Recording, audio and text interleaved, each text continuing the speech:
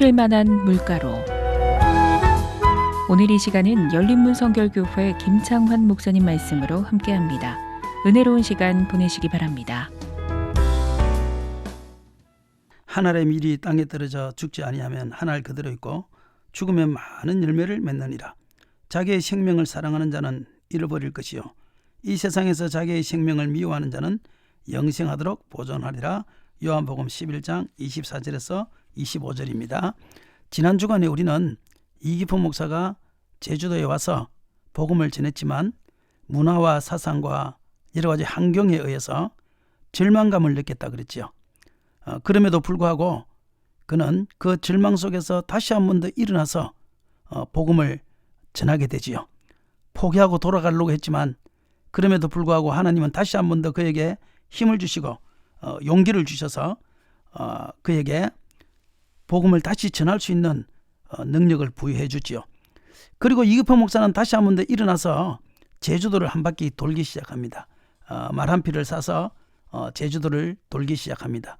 이방인이었기 때문에 먹는 것도 힘들었고 여러 가지 어려운 것들이 많았지만 그럼에도 불구하고 그는 포기하지 않고 제주도를 돌다가 어느 날 바닷가에 쓰러졌다고 그래요. 쓰러진 그를 해녀가 구해서 보살펴 주었고 그 해녀에게 복음을 전함으로 제주 사역의 결실이 시작되었다. 그렇게 이야기합니다. 그런 다음에 이기품 목사는 이제 복음을 전해서 결국은 영흥학교와 유치원도 세우게 되고 또 복음을 전하는 과정에서 동네 사람들이 장례식을 맡아서 하게 되죠. 제주도는 부조문화고 장례문화잖아요.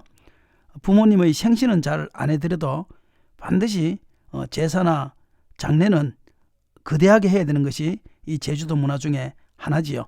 근데 유남의 사모님이 그 신학교에서 염하는 것이나 출산하는 것이나 위생법이나 이런 것들을 배웠거든요. 그래서 제주도에 와서 돌아가시는 분들이 있으면은 그분들을 시신을 닦는 일을 하고요. 또 염을 하는 일을 하고요. 그리고 마을에 애경사가 있으면 일일이 쫓아가서 그 애경사의 일을 도와준다고 집에를 며칠씩이나 가지 못할 때가 많았고요. 또 밤에 이렇게 그 구급약 같은 거를 이렇게 장롱 위에다 올려놓고 언제든지 사람들이 그 당시에 병원도 없고 약국도 없을 때니까요.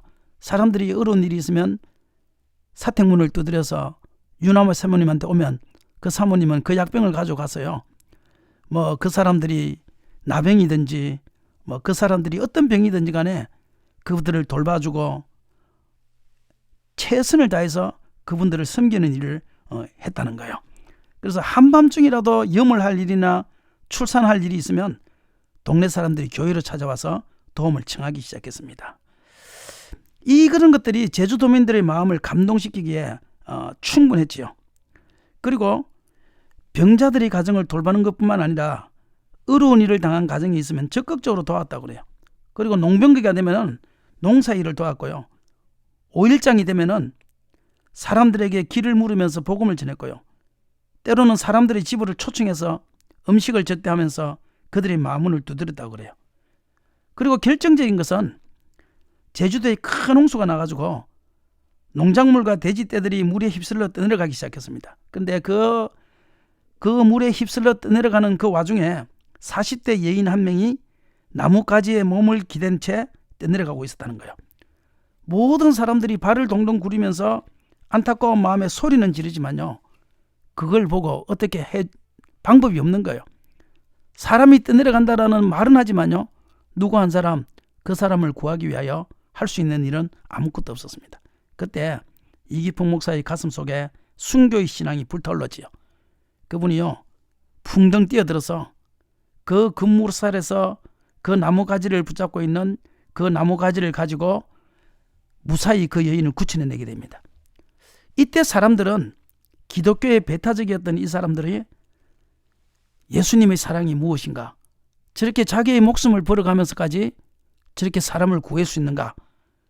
그 닫혀있던 사람들의 가슴 속에 예수의 사랑이 무엇인가를 말로 하지 아니하는 희생으로 하는 한편의 소리 없는 설교가 되었다는 것을 우리는 알아야 됩니다. 그래서 오늘 본문 말씀처럼 한 알이 밀알이 땅에 떨어져 죽지 아니하면 한 알 그대로 있고 죽으면 많은 열매를 맺느니라. 자기의 생명을 사랑하는 자는 잃어버릴 것이요 이 세상에서 자기의 생명을 미워하는 자는 영생하도록 보존하리라. 때로는 큰 소리로 하는 천사의 말보다 자기 희생의 사랑을 보여주는 것이 더 큰 설교가 된다. 소리로 주는 감동보다 보여주는 감동이 더 큰 파장을 만들어낸다는 사실을 우리가 기억해야 됩니다. 우리는 많은 경우에 자꾸 소리로 복음을 전하고 소리로 설교를 하고 자꾸 말로서 모든 것을 다 하려고 하는데요. 때로는 세상 사람들이 우리를 볼 때에 사랑을 보고 싶어 하고요. 기독교인들이 자기 희생을 보고 싶어 하고요. 소리 없이 묵묵히 자신들을 위해서 봉사하는 그 봉사를 보고 싶어 할 때가 많다는 사실을 우리가 좀 염두에 두어야 될 것 같습니다.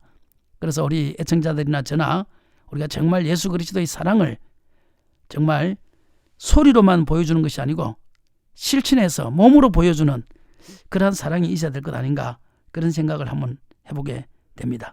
그리고 결정적인 것은 무엇보다 하나님의 능력이지요. 특히 두 가지 능력이 나타나는데, 하나는 뭐냐 하면은 어떤 정신 이상자가 사람들에게 피해를 주고 자기 몸을 상하게 하고 도둑질을 하는 그 모습을 보면서 이기풍 목사님이 불쌍히 여기지요. 그래서 그 사람을 데리고 와서 그 사람을 위해서 기도하기 시작합니다. 하나님, 그를 불쌍히 여기시고 고쳐주시옵소서. 그래서 기도를 하는데 매일같이 이 사람이요, 끈을 풀고는 도망을 가고 끈을 풀고는 도망을 가는데 그날은요, 도망을 가지 않고 가만히 있는 거예요. 그래서 물었습니다. 너 왜 오늘은 도망가지 않고 가만히 있느냐? 그때 이 사람이 하는 말이, 올레 바깥에 우리 대장이 어제까지는 와서 풀어줬는데 오늘은 이 골목길, 올레 골목길에 하얀 옷을 입은 사람들이 많아서 우리 대장이 저 멀리서 들어오지를 못하고 있다. 그 소리를 듣고 이기풍 목사님은 그때부터 귀신과의 싸움을 하죠. 예수 이름으로 그 귀신을 쫓아냈을 때 그 사람이 고침을 받고 많은 사람들이 주께로 돌아오는 그런 역사가 생겨나기 시작하죠. 그리고 또 하나는 1911년 11월 코리아 미션 필드에 로스가 기록하고 있는데, 11살 먹은 한 절름발이 소년을 치료하기 위해서 목포에 있는 의료선교사를 찾아가서 3개월 동안 치료를 받았다는 거예요. 그런데 조금의 차도도 보이지 않는 거예요. 결국 의사는 뭐라고 판정을 내렸는가 하면 치료 불가능 판정을 내렸다는 거예요. 이기풍 목사는 기도 외에 방법이 없다, 이것을 통감하고 그날부터 성령의 능력으로 치료해달라고 전 성도들이 열심히 기도했다는 거예요. 7일이 지났을 때 기적적으로 소년은 발과 발목에 힘을 얻었고 일어나서 걸었다는 겁니다. 할렐루야. 이 사건 이후에 많은 환자들이 교회를 찾아와서 교회가 마치 병원처럼 문정성시를 이루었고, 그리고 그때마다 하나님의 역사로 귀신이 쫓겨나고 병든 자가 고침받는 놀라운 역사가 일어나면서 결국은 400명 이상의 교회, 그리고 12교회를 만드는 위대한 일들이 이루어졌다는 것입니다.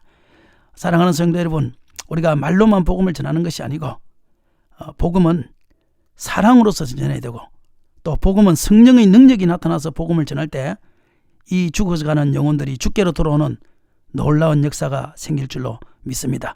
그래서 우리는 더 열심히 기도하고 또 더 열심히 말씀을 봐서 우리가 성령으로 충만해지면 하나님의 역사가 반드시 교회 안에 일어난다, 이 사실을 믿고 우리가 이 제자들을 복음화시키는데 앞장서는 우리가 되었으면 좋겠습니다. 아멘.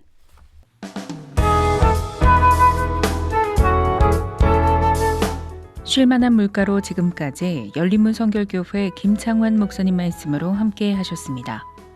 말씀 듣고 신앙생활에 도움받거나 예수님을 구주로 영접하기 원하시는 분은 064-751-0091번, 064-751-91번 열린문 성결교회로 문의하시기 바랍니다. 쉴만한 물가로 오늘 순서를 맺습니다.